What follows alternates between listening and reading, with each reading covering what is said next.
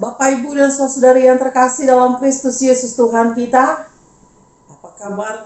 Kiranya di pagi hari indah ini kita masih diberikan rahmat dan anugerah sehingga kita boleh menikmati dan mendengarkan firman Tuhan.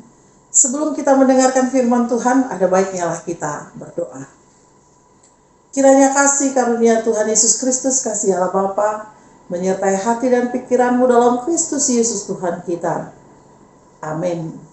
Bapak, Ibu, dan saudari yang terkasih, firman Tuhan untuk kita hari ini di hari Selasa, tanggal 12 Maret 2024, tertulis dalam Yeremia 22 ayatnya yang ke-29, demikian firman Tuhan. O Tano, Tano, Tangihong Maha Tani Jahuba. Hai negeri, negeri, negeri, dengarkanlah firman Tuhan. Bapak, Ibu, dan saudari yang terkasih dalam Kristus Yesus Tuhan kita, memang harus kita akui untuk mendengarkan firman Tuhan hampir setiap hari. Ini merupakan sebuah hal yang sangat sulit karena begitu banyaknya aktivitas pekerjaan. Bahkan ketika kita bangun pagi pun untuk berdoa saja kita sangat sulit karena aktivitas yang terus mengejar, waktu yang terus mengejar. Seorang ibu akan bangun pagi untuk menyiapkan makanan dan peralatan anak-anaknya, bahkan untuk suaminya. Begitu juga dengan kaum bapak, dengan anak-anak yang semakin sulit untuk beribadah bersama, bahkan jangankan beribadah, untuk makan bersama pun seperti zaman dulu, itu sudah langka di dalam sebuah keluarga. Karena kita memiliki aktivitas berjauh-jauhan, bahkan juga kita lihat media sosial, bahkan teknologi sudah banyak mengancam kepunahan kebersamaan kita dengan orang-orang yang kita kasihi. Yang jauh semakin jauh, yang dekat pun semakin jauh. Itulah yang kita rasakan saat ini. Bapak, Ibu, dan saudara yang terkasih, itulah yang dikatakan oleh Nabi Yeremia dalam masa pembuangan orang-orang Israel pada waktu itu. Bagaimana beban pergumulan mereka. Yeremia mau mengatakan bahwa datanglah, dengarkanlah firman Tuhan.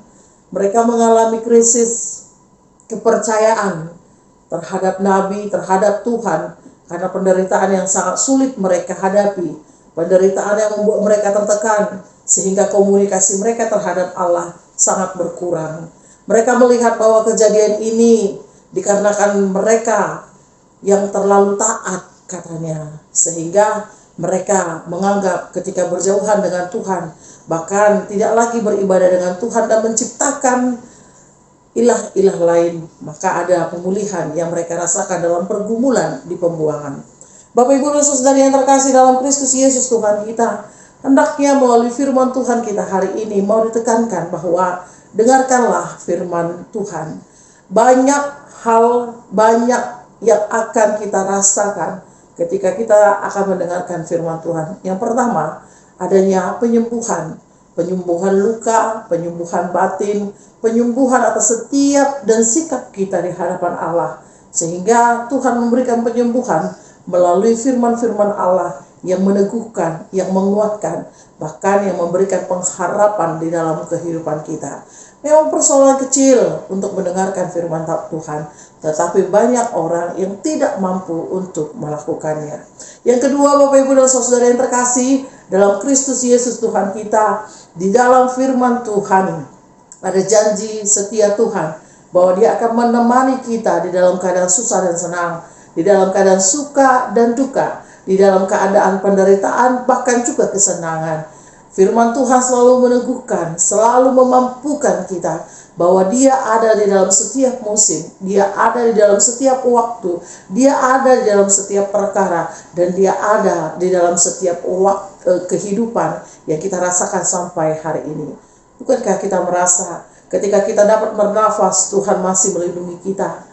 Bukankah kita merasa ketika kita sampai pada hari ini, itu juga karena kekuatan Tuhan? Banyak orang yang belum beruntung, yang belum merasakan seperti kita. Oleh karena itu, nikmatilah firman Tuhan yang menguatkan dan meneguhkan kita.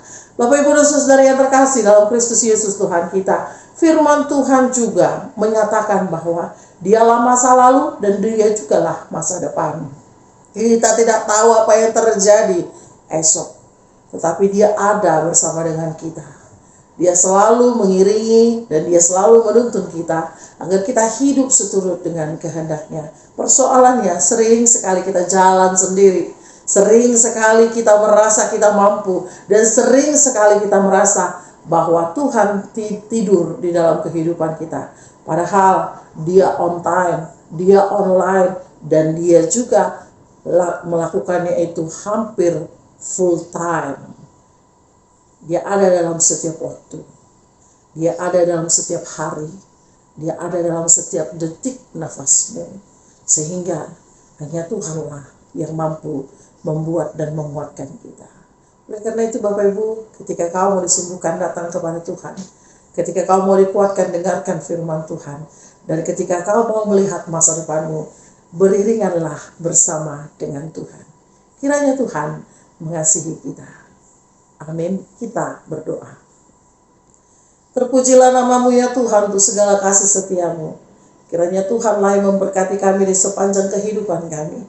Sehingga kasih Tuhan, berkat Tuhan melimpah. Dan kami dimampukan untuk selalu bertekun mencari Tuhan. Di dalam kesibukan, di dalam keraguan kami sekalipun. Tapi kami tetap mengandalkan Tuhan di dalamnya.